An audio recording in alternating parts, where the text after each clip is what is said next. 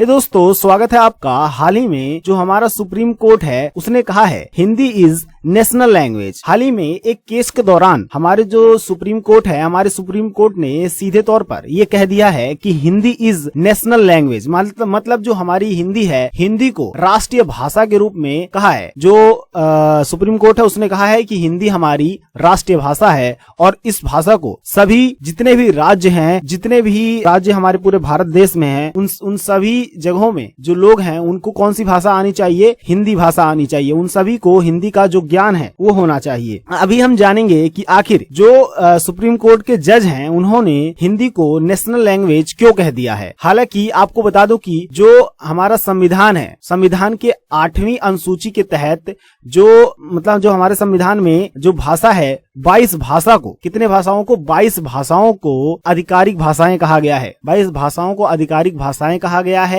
इसमें जैसे बंगाली, कन्नड़, मलयालम, तेलुगु, ये सारी भाषाएं आ जाती हैं। आगे दोस्तों क्या होता है आपको पूरा मामला मैं समझाता हूं कि आखिर ये सुप्रीम कोर्ट ने ऐसा क्यों कहा कि जो हिंदी है इज नेशनल लैंग्वेज। आखिर ये क्यों कहा और रिजेक्ट क्यों कर दिया? पूरा मामला क्या है आपको मैं बताता हूं।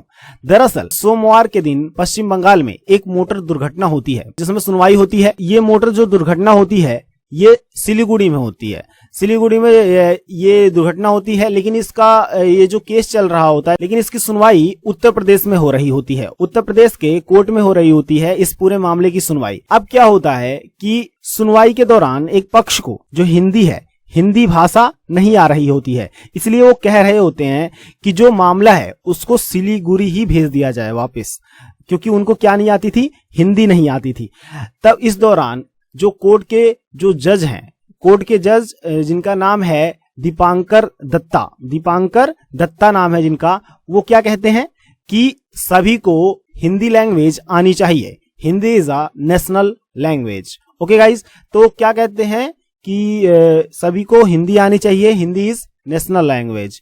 उसके बाद क्या होता है, इस मामले को ये कहते हुए रिजेक्ट कर देते हैं कि जो हिंदी है, हिंदी इज नेशनल लैंग्वेज। आइए आपको एक बार मैप के जरिए भी समझा देता हूँ ये मामला कहाँ का है। जैसे आप देख रहे होंगे ये सिलीगुड़ी है और ये उत्तर प्रदेश है। यहाँ का जो सिलीगुड़ी का मामला होता है ये उत्तर प्रदेश में चल रहा होता है। अब उत्तर प्रदेश में हिंदी बोली जाती है, हिंदी भाषा में लोग जो है वो ज्यादा सहज होते हैं और जो सिलीगुड़ी के लोग हैं वो इतना सहज नहीं होते हैं। इस कारण से वो अपील करते हैं कि हमारा जो केस है वो सिलीगुड़ी में ही ट्रांसफर कर दिया जाए। लेकिन जो कोर्ट है वो क्या कहता है कि सभी को हिंदी भाषा आनी चाहिए, फिर चाहे वो किसी भी राज्य में रहते हो, उनको कौन सी भाषा आनी चाहिए? हिंदी भाषा आनी चाहिए।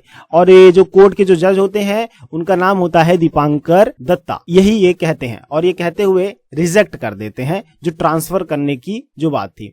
और ये पूरा मामला मोटर एक्सीडेंट का था। ठीक है दोस्तों, मोटर एक्सीडेंट के दौरान ये जज के द्वारा कहा गया था कि सभी को हिंदी आनी चाहिए और हिंदी हमारी नेशनल लैंग्वेज है।